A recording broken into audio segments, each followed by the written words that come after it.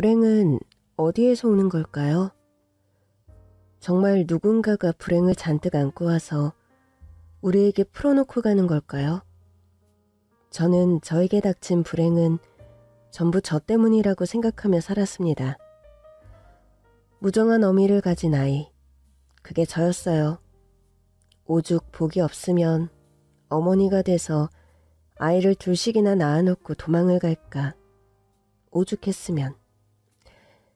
자식이 부모 복이 없어서 이런 일이 생긴 거라고 사람들이 수군거리는 걸 저는 다 들었습니다.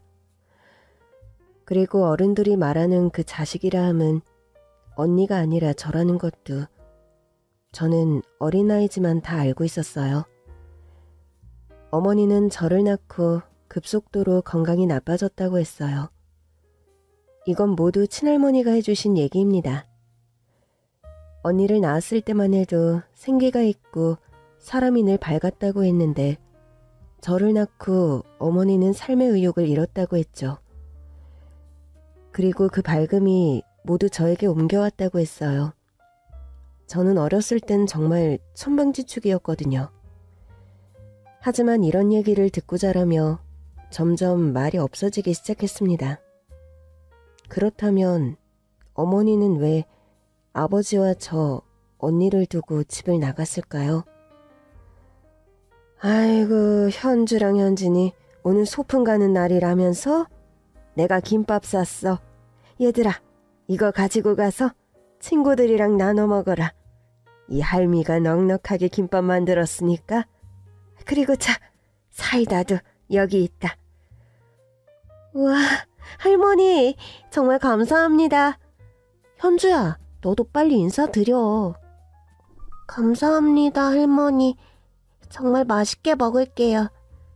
그래. 소풍날 아니면 언제 또 이렇게 맛있는 김밥 먹을 수 있겠어?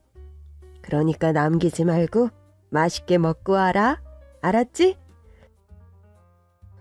지금은 캐릭터 도시락을 예쁘게 싸주거나 아니면 어떤 아이들은 어머니 고생하지 말라고 그냥 편하게 가게에서 사서 간다고 하더라고요. 제가 어렸을 때만 해도 삶은 달걀과 사이다, 아니면 김밥, 아니면 주먹밥을 싸서 갔어요. 소풍날엔.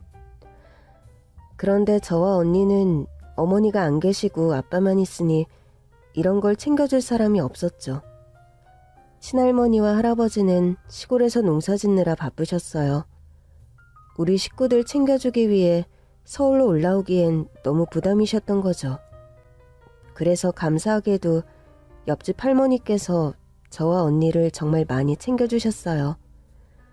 사실 말이 할머니지 그렇게 연세도 많지 않으셨는데 할머니께선 늘 본인이 할머니를 자처하며 먹을 거 입을 거를 챙겨주셨습니다.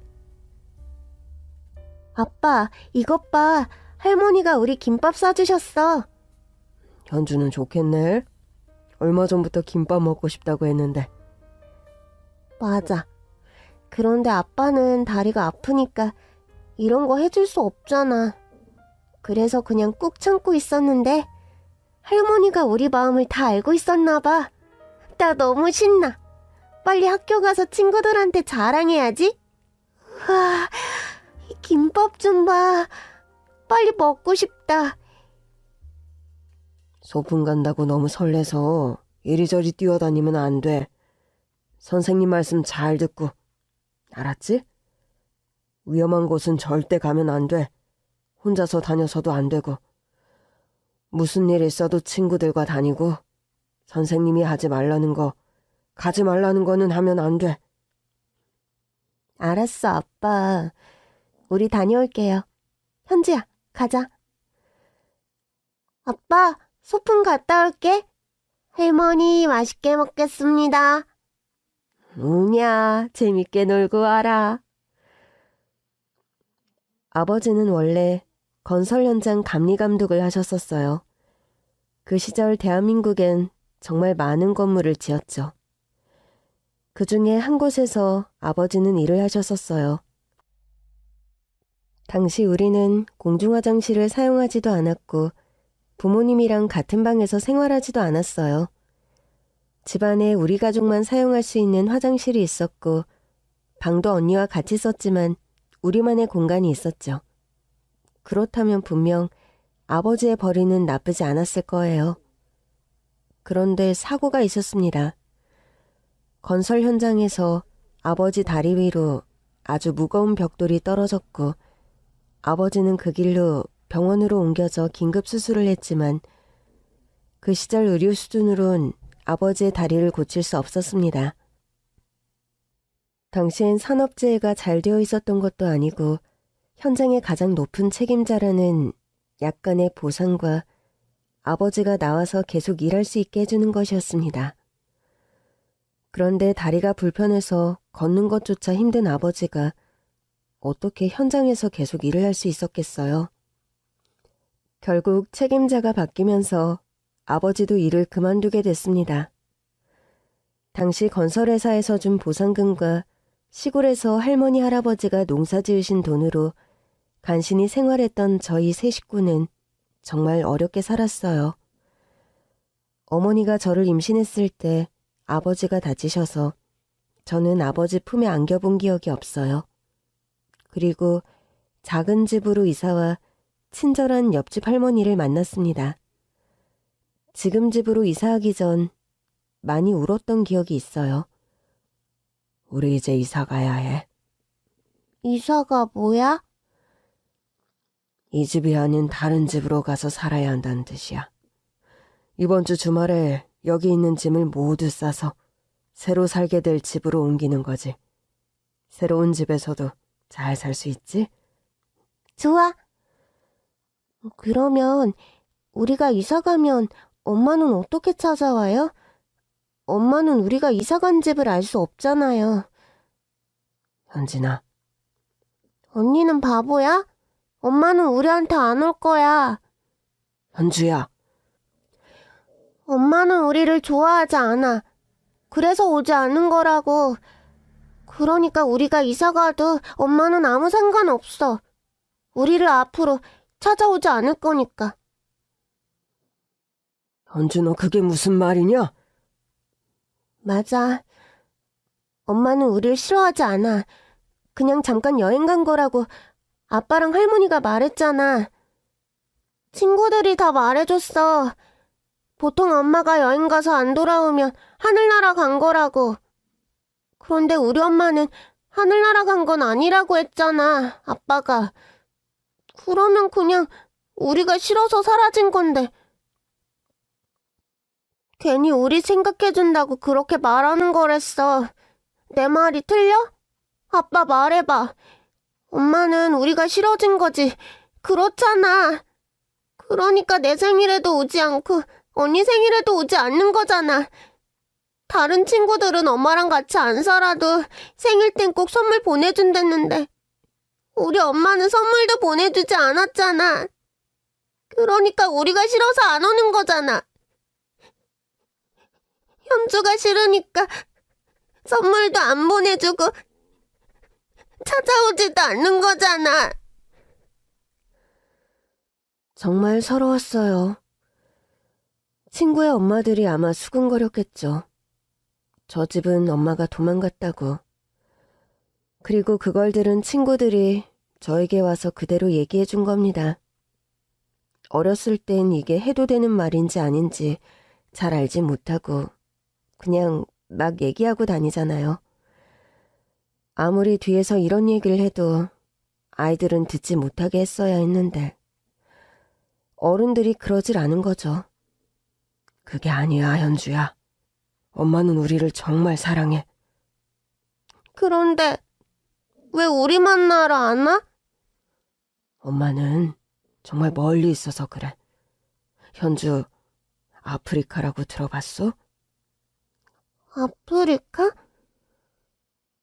우리나라에서 정말 먼 곳이야. 여기는 쉽게 갈 수도 없지만 한 번 가면 쉽게 올 수도 없어.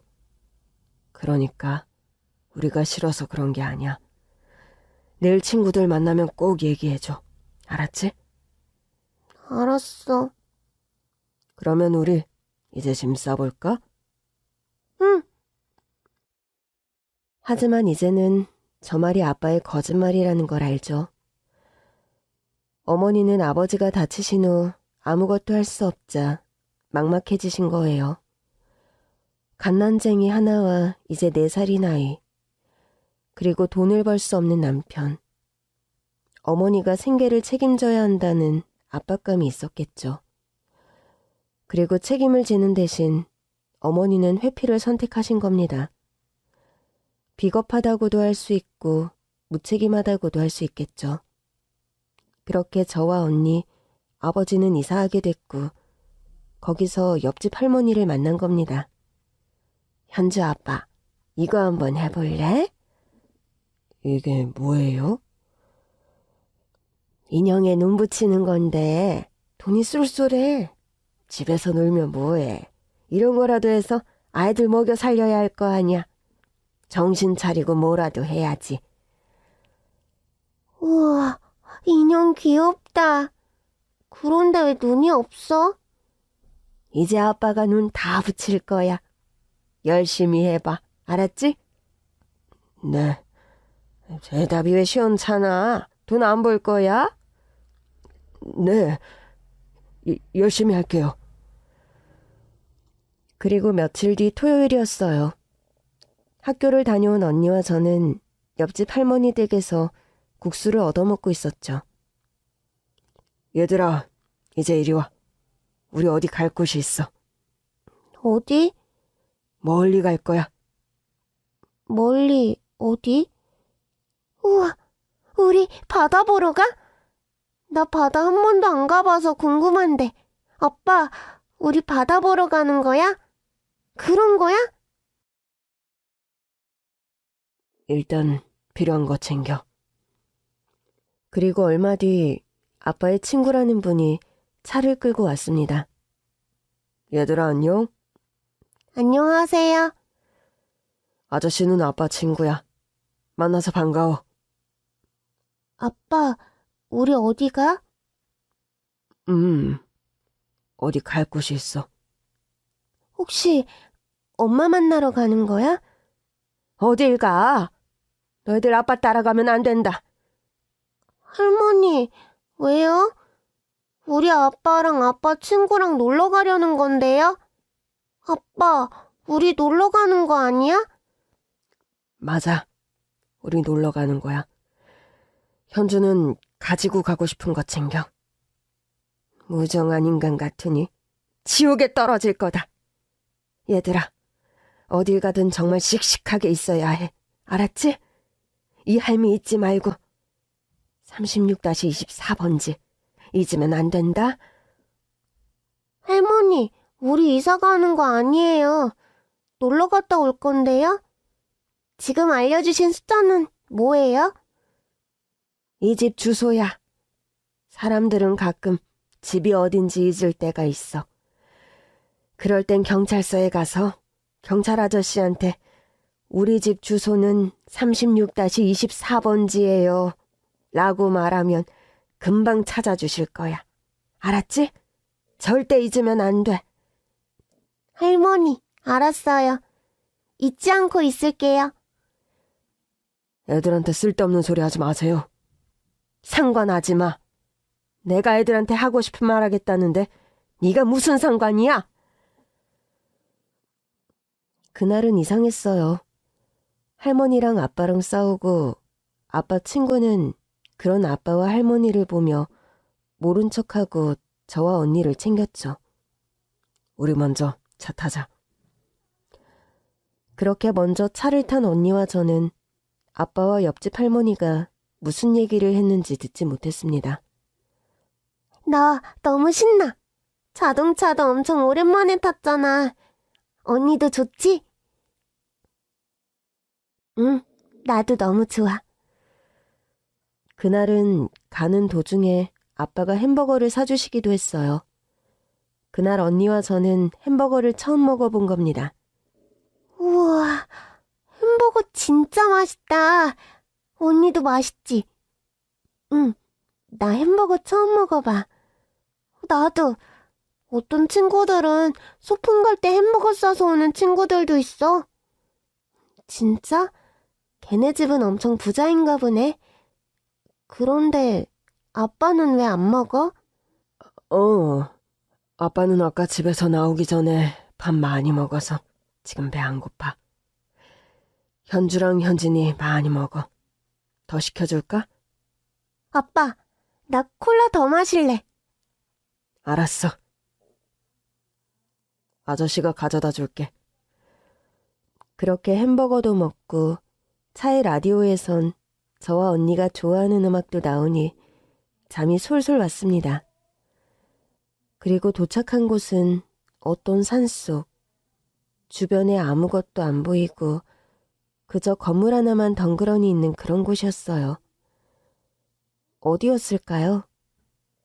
지금 제 사연을 듣고 계시는 여러분, 한번 맞춰보세요. 혹시 설마 하고 생각하고 계시죠? 네, 맞아요. 여러분이 상상하시는 그곳이 맞습니다. 아버지는 저와 언니를 보육원에 맡기려고 데리고 온 겁니다. 어서 오세요. 너희가 현진이랑 현준이? 저희를 어떻게 아세요? 아버지께서 전화로 미리 다 설명해 주셨단다. 이리 들어오렴.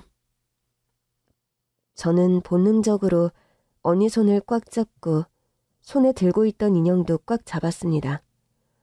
뭔가 엄청난 일이 벌어질 것 같은 느낌이 들었거든요. 이리 들어와서 앉아라. 현진이가 언니니까 이제 5학년, 12살이구나. 현주는 9살이고. 아빠는 왜 안 들어와요? 여기 뭐 하는 곳이에요? 저희는 오늘 아빠랑 놀러 가기로 했는데요?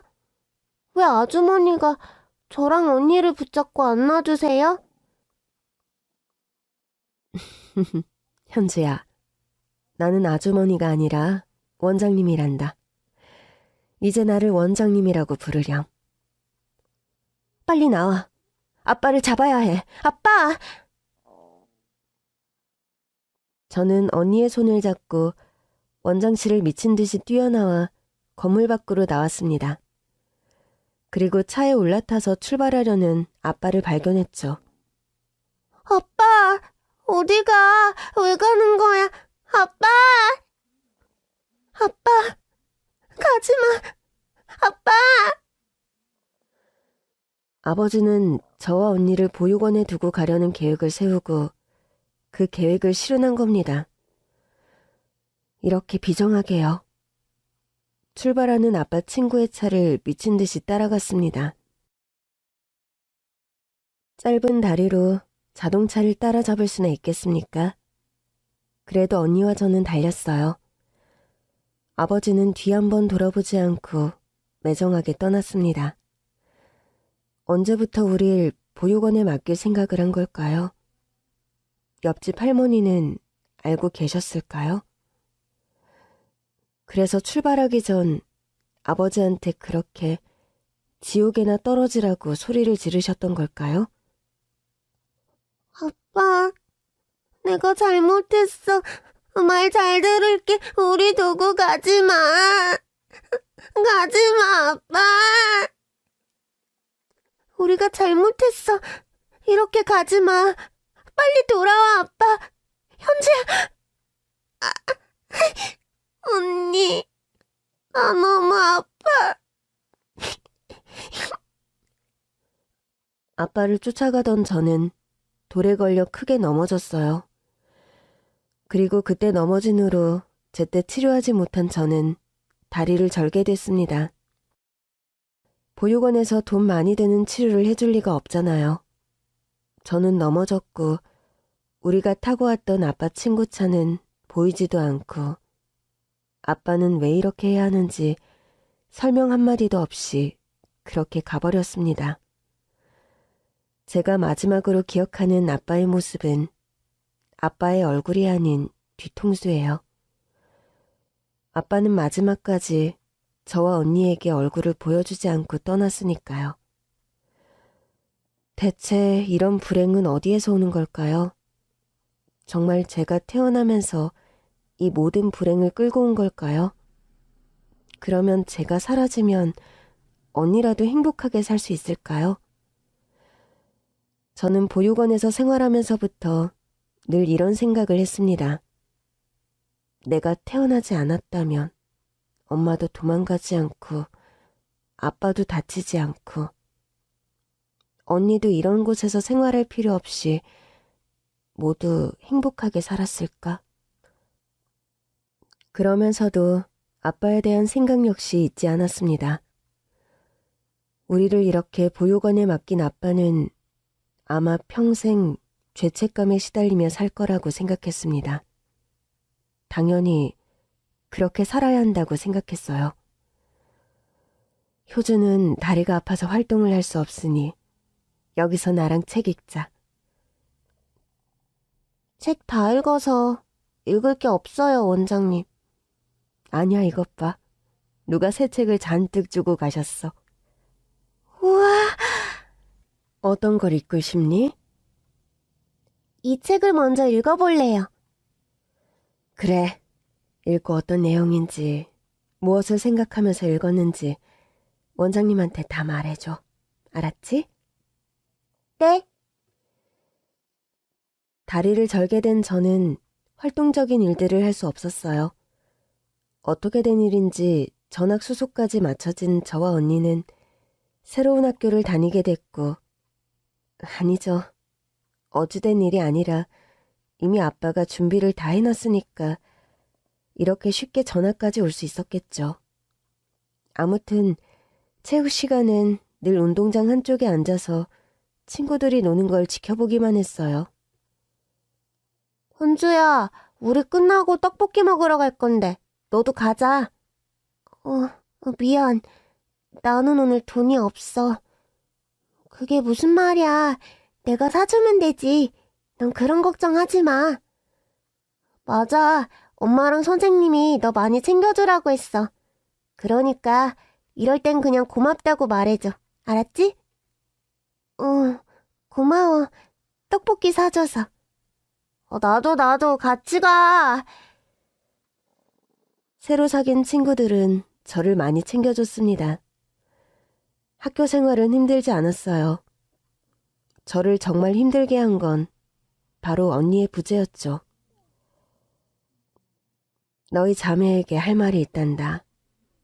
어떤 분이 현진이를 데리고 가고 싶어 하셔. 그래서 원장님이 현진이는 친동생도 여기서 함께 지내고 있어서 동생까지 함께 데려가셨으면 좋겠다고 했지. 그런데 저는 저 그런데 뒤에 나올 말을 알고 있었습니다. 그분들이 현진이만을 데려가길 원하셔. 저는 가지 않을 거예요. 아니야, 언니. 나 괜찮아. 나 여기서 잘 지낼 수 있어. 그러니까 언니라도 가. 원장님, 전 괜찮아요. 혼자서도 여기서 잘 지낼 수 있어요. 그날 밤 저와 언니는 각자 침대에 누워 잠도 들지 못하면서 서로 자는 척을 하고 있었습니다. 현주야, 너 주소 기억해? 응, 36-24번지. 그래, 그 주소 절대 잊지 말자. 그리고 우리 그 주소에서 만나. 설령 그 집이 없어진다고 해도 동사무소 가면 여기가 그 36-24번지 집이 있던 곳이라고 분명히 알려줄 거야. 그러니까 우리 10년 뒤 첫 번째 토요일 오후 2시 집 앞에서 만나는 거야. 무슨 일이 있어도 꼭 만나. 알았지? 알았어, 언니. 그리고 이거 가져가. 이건 네가 제일 좋아하는 인형이잖아. 맞아. 그러니까 언니 주는 거야. 비록 꼬질꼬질해졌지만 인형을 사랑하는 만큼, 아니, 인형보다 난 언니를 더 사랑하니까 이 인형 보면서 나 잊으면 안 돼?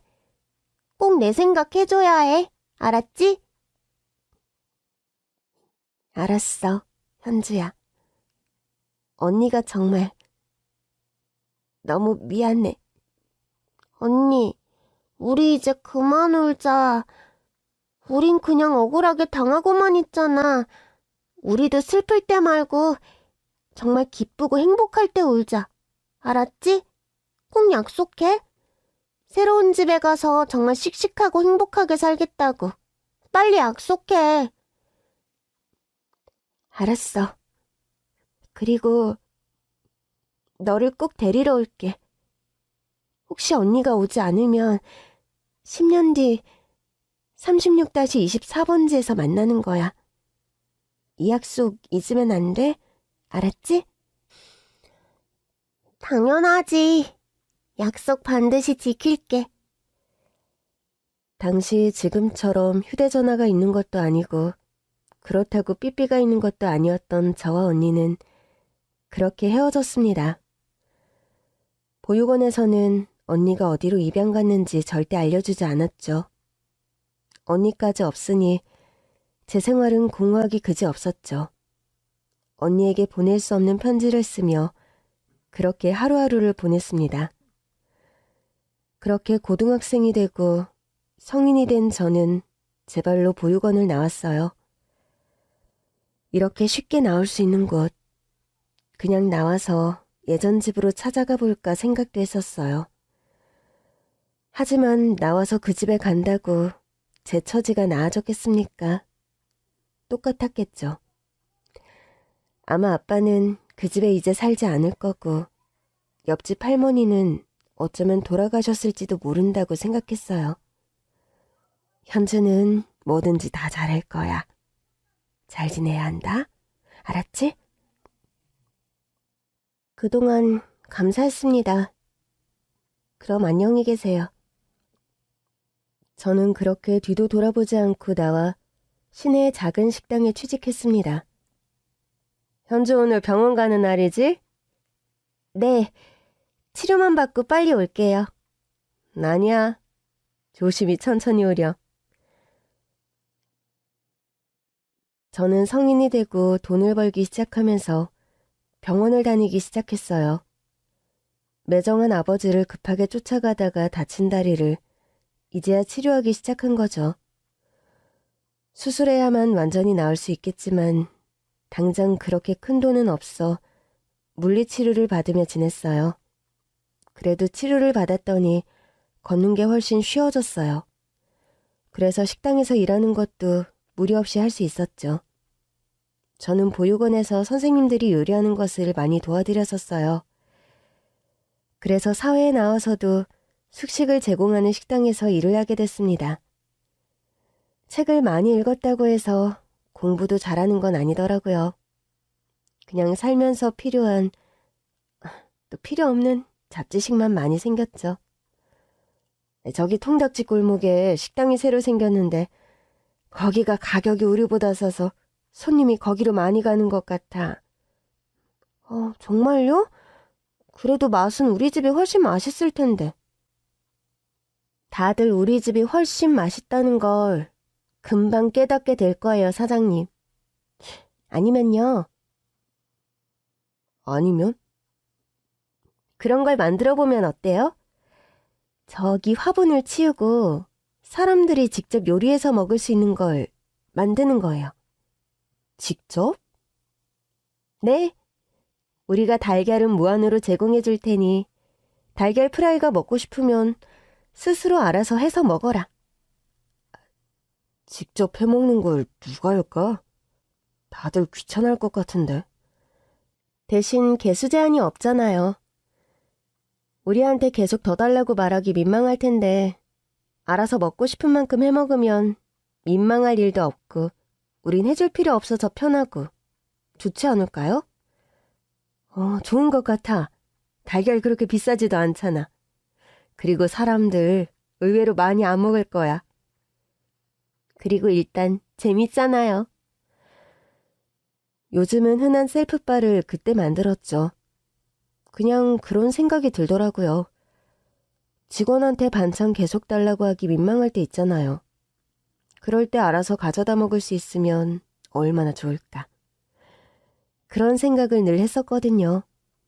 어떤 가게는 반찬을 무조건 조금만 주는 것도 있고 또 어떤 곳은 더 이상 달라고 하지 말라는 뜻인지 추가 반찬을 엄청 많이 가져다 주는 직원도 있고, 이런 민망한 상황을 예방하고 또 모든 반찬이 아닌 내가 좋아하는 반찬만 더 먹을 수 있는 것도 좋잖아요.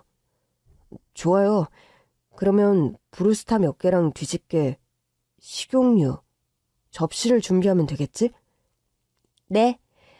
그리고 불조심하라는 안내 문구도 꼭 붙여요. 사고 나면 큰일 나니까요. 그리고 저의 그런 아이디어는 정말 대박 쳤습니다. 손님들이 원하는 만큼 달걀 프라이를 먹을 수 있고 다른 반찬 역시 원하는 만큼 가져다 먹을 수 있으니 얼마나 좋아요. 그리고 된장찌개와 비지찌개를 시키는 손님들은 그냥 쌀밥과 비빔밥 중 고를 수 있게 메뉴를 변경했어요. 비빔밥의 인기가 하늘을 찔렀고 특히 비빔밥을 고르는 손님들이 셀프 달걀 프라이를 정말 좋아하셨죠. 비빔밥의 달걀 프라이는 국룰이잖아요. 현주 때문에 우리 아주 대박났어. 그러니까 정말 고맙다 현주야. 다 네 덕분이야. 이제 우리 현주 월급 올려줘야겠다. 아픈 다리로 이렇게 일도 열심히 하는데. 뭐 먹고 싶은 거 있니? 요 옆에 새로운 햄버거 가게가 생겼던데.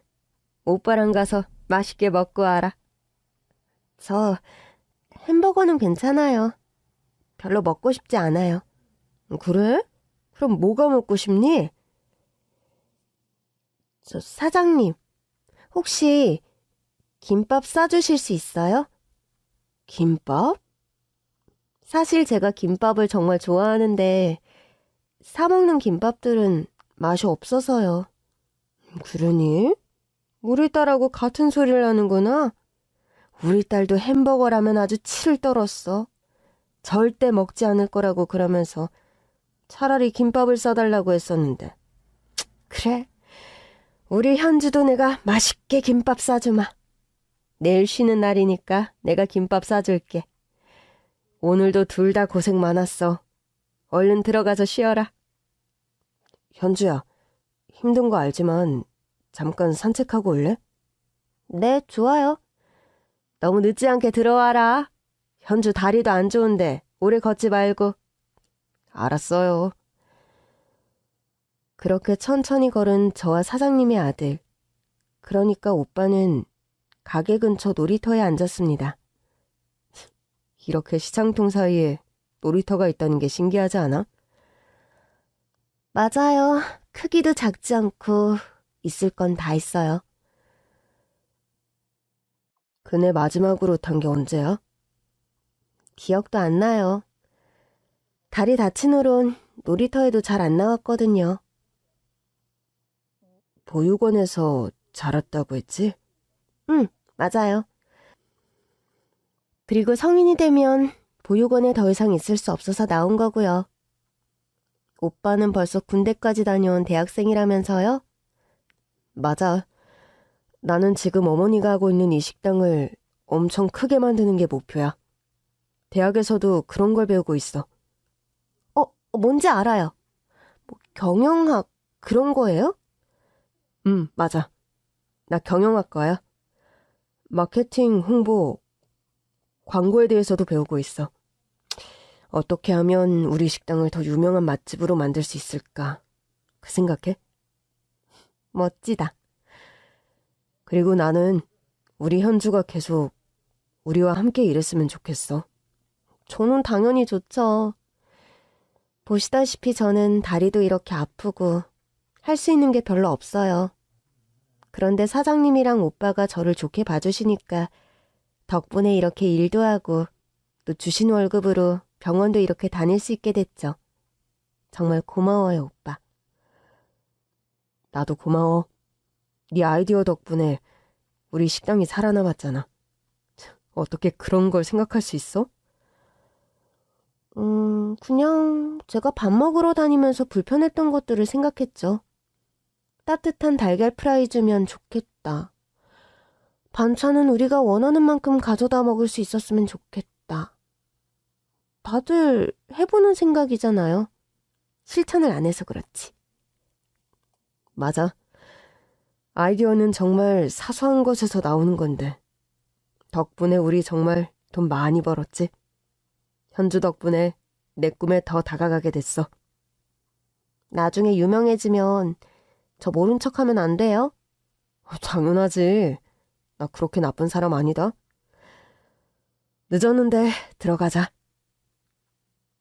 그렇게 사장님 아들과 함께하는 시간이 길어지고 더 많은 대화를 하며 저와 그 사람 사이엔 다른 핑크빛 기운이 쏟아졌죠. 난 무조건 찬성이야.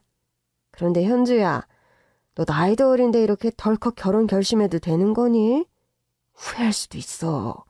잘 생각해봐. 엄마는 진짜 누구 편이야? 엄마는 당연히 우리 며느리 편이지. 현주야, 힘든 결정이었을 텐데 정말 고마워. 시자 들어가는 사람들은 다 믿지 말라고 하지만 나는 정말 우리 현주 딸이라고 생각해. 딸이나 다름없어. 엄마 정신 차려요. 며느리는 며느리지 딸이 아니야. 얘는 말이 그렇다는 거지. 내가 그만큼 우리 현주를 사랑한다는 얘기야. 알았니? 당연히 알고 있죠, 어머님. 저도 정말 감사해요. 저를 며느리로 받아주셔서요. 저 정말 아무것도 가진 게 없는데 그런데도 다 괜찮다고 이해해 주셔서 얼마나 감사한지 몰라요. 얘는 네가 왜 가진 게 없니? 네 덕분에 우리가 얼마나 크게 성공했는지 잊었어? 네 아이디어는 어디 가서 돈 주고도 못 살 그런 것들이야. 그러니까 자꾸 그렇게 약한 소리 하지 마. 알았지? 네. 그렇게 저와 남편은 1년 정도 나와서 살았어요. 그러다 시어머니께서 이제 일이 힘드니 우리 보고 식당의 모든 일을 알아서 해줬으면 좋겠다는 얘기를 하셔서 그러면 집도 합칠까? 그런 얘기가 나왔죠. 예, 너희 아직 신혼인데 뭐하러 나하고 같이 살아. 됐어. 어머니, 이제 일도 안 하시고 혼자 계시면 적적하시잖아요. 저희 걱정하지 마시고 저희랑 같이 살아요. 네? 어머님. 내가 너희 때문에 정말 못 산다 못 살아. 그래 알았어. 너희 후회하지 마. 알았지? 그렇게 이사갈 집을 정하고 결혼 전 남편과 시어머니께서 지내시던 집을 정리하기로 한 날이었어요. 사실 남편에겐 여동생이 있었는데 백혈병으로 하늘나라에 갔다는 얘기를 들었거든요. 그런데 여전히 딸을 잊지 못하는 시어머니 때문에 방 정리를 하지 않았다고 하더라고요. 처음 집에 갔을 때도 굳게 닫혀있던 방문이었는데 이사를 해야 해서 이제 죽은 시누이 방을 정리를 해야 했죠. 그리고 방에 들어간 저는 숨을 쉴 수 없었습니다. 왜 이 사진이 여기 있는 거야? 도대체 왜? 여보, 왜 그래? 이 사람이 정말 당신 여동생이야? 그래? 무슨 일이니? 현주야, 너 왜 그래? 어머님, 이 사람이 어머님 딸이에요? 그래요?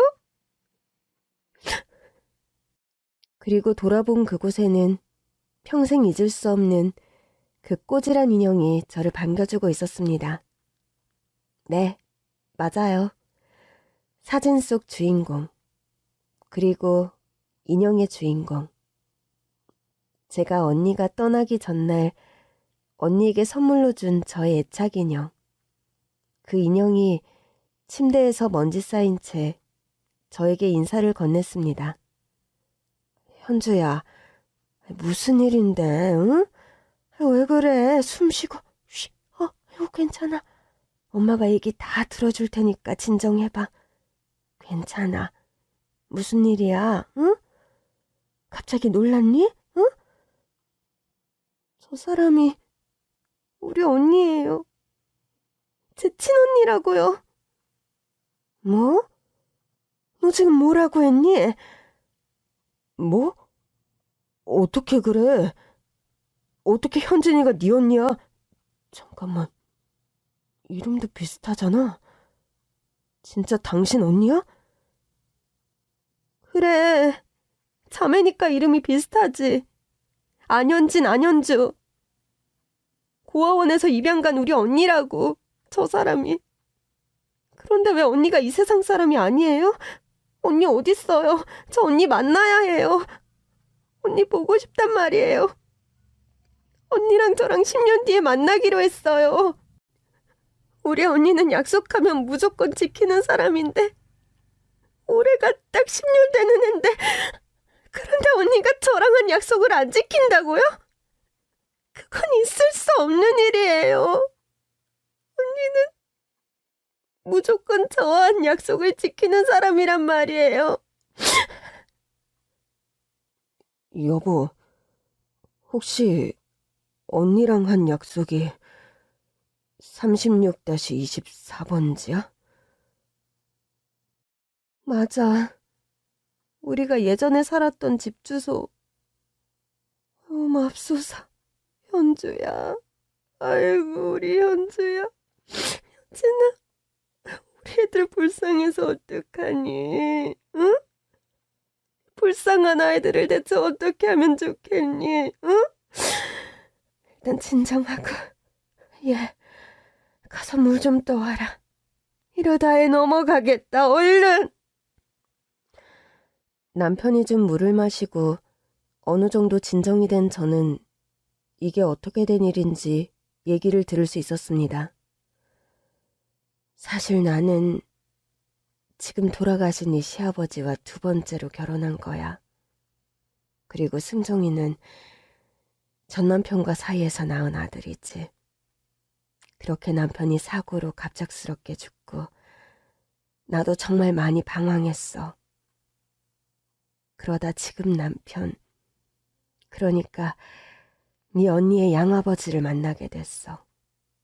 그래서 결혼하면서 승정이와 현진이가 의붓남매가 된 거다.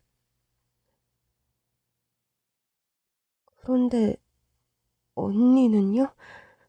언니는 대체 어떻게 된 거예요? 네? 네 언니는 정말 밝고 따뜻한 아이였어. 공부도 잘하고 벌써 3번째 어머니인데도 나에게 늘 엄마라고 부르며 싹싹하게 대했지. 현진이는 이 집으로 입양 온 지 2년 정도 됐다고 하더라. 원래 불임이었던 전 부인이 딸을 너무 원해서 입양했다고 들었다. 어머니께서는 현준 너까지 함께 입양하고 싶어 했는데 현준이가 다리가 아프잖아. 당시 집안 형편이 아이 둘을 키우기엔 무리였었다고 해. 그리고 현준이 병원비를 대기엔 너무 빠듯해서 괜히 욕심에 아이 둘을 데려와 키우다가 둘 모두에게 신경도 못 써주고 그럴까봐 언니만 입양했다고 들었어. 그리고 승정이와 현준이는 정말 친남매처럼 잘 지냈어. 맞아. 나는 내심 여동생 있는 친구들이 부러웠었거든. 맨날 싸우면서도 동생들이 오빠를 챙겨주는 게 그렇게 부럽더라고. 그런데 현진이가 딱 그랬어. 괜히 틱틱거리고 내가 장난치면 질색해도 어쩔 땐 누나처럼 나를 잘 챙겨줬어. 그런데 어느 날 현진이가 갑자기 쓰러진 거야. 집엔 나랑 현진이만 있었는데 나는 너무 놀라서 바로 119에 신고를 했고 병원에 도착해 이런저런 검사를 해본 의사의 말에서 나온 현진이의 병명은 급성 백혈병이었어. 우리 가족 모두 현진이에게 맞는 골수를 찾아주기 위해 별짓을 다 했어. 그때 처음으로 현진이의 친동생이 있다는 게 생각났지. 혹시 현진이의 친동생이라면 현진이를 살려줄 수 있지 않을까? 그때 현진이가 알려준 거야. 그 주소를. 현진이는 동생에게까지 신세지고 싶지 않다고 했어. 바보, 내가 있는 보육원으로 바로 왔었어야지. 그런데 현진이가 그러면 정말 가만히 있지 않겠다고, 치료도 받지 않겠다고 난리를 쳐서 현주 너를 몰래 데려올 생각조차 안 하고 현진이를 달래주기 바빴어. 그래 현진아, 네 동생한테 네가 아프다는 걸 절대 알리지 않을 테니 제발 치료 잘 받자, 응? 제발. 그리고 혹시 너희 친아버지가 계실까 해서 현진이가 알려준 그 주소로 가봤는데 네 아버지는 안 계시고 너와 현진이를 돌봐주셨던 옆집 할머니만 계시더구나. 할머니께 사정을 얘기했더니 닦여서 어떡하냐며 선뜻 돈을 주셨어. 애 치료비로 쓰라고. 하지만 결국 현진이 상태는 점점 안 좋아졌고 그렇게 세상을 떠났다. 언니는 바보야. 내가 언니랑 맞을 수도 있었는데 이럴 때 바로 나를 찾았어야지. 그러면 우리 지금 만났을 텐데. 언니가 그랬잖아. 10년 뒤에 집 앞에서 만나기로. 그 집이 없어졌어도 동사무소 가서 물어보면 다 알려줄 테니 꼭 그 집 앞에서 만나야 한다고 해놓고 오빠, 언니가 약속을 안 지켰어. 언니 미워. 다 미워. 다들 내 곁을 떠나는 거야? 내가 그렇게 싫어? 내가 무슨 잘못을 했는데? 엄마도 아빠도 언니도 다 떠났어. 당신도 떠날 거야? 어? 난 절대 네 곁을 떠나지 않아. 진짜야. 약속도 하고 이 약속 평생 지킬 수 있어. 그래 현주야. 괜찮아. 우리가 있잖니. 응? 괜찮아. 현진이는 눈 감는 그 순간까지도 네 걱정만 했어. 너를 꼭 데려와야 한다고. 약속한 그날 너를 만나면 정말 저를 아껴줬던 것처럼 너를 아껴줘야 한다고 신신당부를 했다. 그런데 이렇게 우리 정말 가족이 되었구나. 응? 이게 아마 현진이가 하늘에서 바라고 또 바랐던 그런 그림이지 않을까? 그렇지? 뚝. 이제 그만 울고. 계속 울면 머리 아프고 눈도 따갑잖아. 괜찮아. 엄마가 언니 잘 보내줬어. 현진이 그렇게 아팠는데 하늘나라 갈 땐 아파하지도 않고 웃으면서 갔어. 그리고 너를 꼭 부탁해서 사실 우리 이제 너를 찾으러 갈 생각이었어. 너에게 양해를 구하고 사실 우리 이런 딸이 있고 그 딸이 여동생이 있는데 꼭 찾아야 할 이유가 있어. 그러니까 이해해 주겠니? 하고 말이야. 그런데 네가 현진이 동생일 줄은 몰랐다. 사실 얼굴 생김새도 그렇고 햄버거를 싫어하는 것도 그렇고 참 많이 닮았네 생각은 하고 있었는데 우리 며느리가 진짜 우리 딸의 여동생일 줄은 몰랐네. 바로 알아차리지 못해서 정말 미안해. 엄마가 미안해. 엄마 잘못이야. 진작에 우리 예쁜 아이들을 만나게 해줬어야 했는데. 미안해. 엄마 용서해 줄래? 응? 저는 천천히 고개를 끄덕였습니다. 아마 저였어도 언니에겐 절대 말하지 말라고 말했을 거예요. 어린 나이에 언니까지 옆에 없다는 걸 알리기 싫었겠죠. 그래도 가기 전 마지막엔 얼굴을 봤으면 어땠을까 라고 말해주시는 분들 지금도 많아요. 어쩌면 제가 언니를 살렸을 수도 있겠죠. 하지만 언니는 저에게 그 어떤 작은 짐도 지어주기 싫었던 거예요. 혹시 검사했는데 일치하지 않았다면 저는 정말 미쳐버렸겠죠. 언니가 너무 보고 싶지만 저는 언니의 그런 선택을 이해해요. 왜냐하면 제가 그런 똑같은 상황이었어도 언니만큼은 제가 이렇게 괴롭고 힘든 걸 모르고 있길 바랐을 거예요. 그런데 나 궁금한 게 있어. 뭐? 왜 그렇게 햄버거를 싫어해? 아, 그거? 아버지가 나랑 언니를 보육원에 데려다 주기 전 마지막으로 사준 음식이 햄버거야. 그날 우린 아무것도 모르고 신나게 햄버거를 먹었고 아버지는 뒤도 돌아보지 않고 떠났어. 그리고 그날 밤 언니와 나는 나란히 먹은 걸 다 토했어. 그러니 햄버거가 좋을 리가 없잖아. 같이 못 먹어줘서 항상 미안해. 괜찮아. 그깟 햄버거 안 먹으면 어때? 그런데 장인어른 아니지. 그냥 현주 아버님이라고 부를게. 아버님도 진짜 너무하신다. 어떻게 그렇게 무정하게 그런 행동을 하실 수가 있어? 그냥 요즘 하는 생각은 엄마나 아빠나 참 같은 사람끼리 만났다는 거야. 두 사람 다 너무 무책임하잖아. 끼리끼리 잘 만났어. 걱정하지 마. 우린 절대 현주 혼자 두지 않을 거야. 알았지? 네, 정말 고마워요, 어머니. 그리고 얼마 뒤 그날이 왔습니다. 언니랑 만나기로 약속한 그날이요.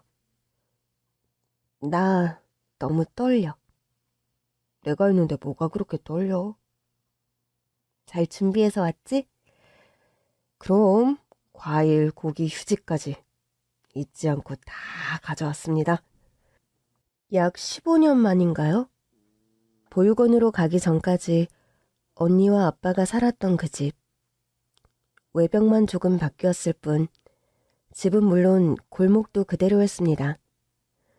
그때 언니가 아파서 찾아왔을 땐 아버지는 이미 이사 가느라고 했었고 할머니만 살고 계셨다고 했습니다.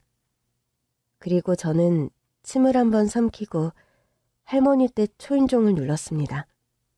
누구세요? 할머니? 아니 이게 누구야? 너 현준이? 아유 세상에 맙소사. 아이고 너 현주 아니니? 맞지? 현주 맞지? 오 감사합니다. 감사합니다. 너는 이렇게 건강하게 살아있었구나. 그렇지? 응? 현주 맞니? 저는 눈물이 앞을 가려 대답할 수 없어 그저 고개만 끄덕였습니다. 아이고 기특해 기특해. 아이고 잘했어. 그래 내가 이렇게 잘 살고 있을 줄 알았어. 잘했어. 어여 들어와. 자네도 들어오고. 전에 사실 현진이 때문에 인사드렸었는데 현주 남편입니다. 현주 남편이라고? 그때 현진이 오빠라고 하지 않았나? 네, 맞아요.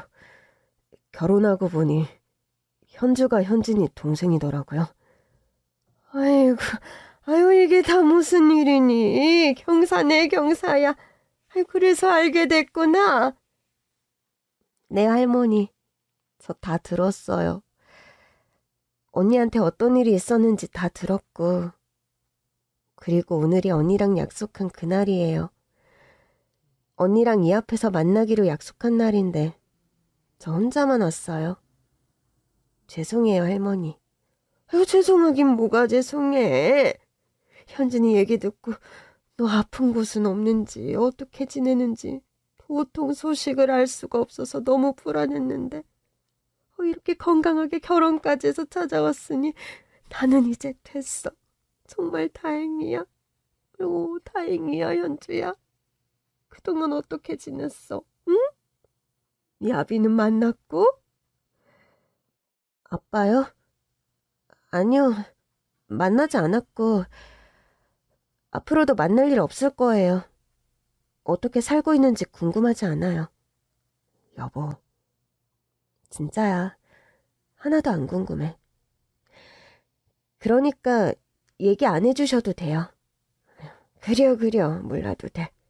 여태 모르고 살았는데 구태여 지금 알 필요 없어. 괜찮아. 아이고, 우리 현주 오랜만에 왔는데 뭐 해줄까? 오랜만에 김밥 싸줄까?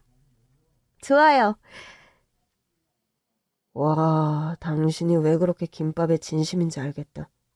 할머니, 김밥 진짜 맛있어요. 와, 야, 당신은 어렸을 때부터 이렇게 맛있는 김밥 먹었던 거야?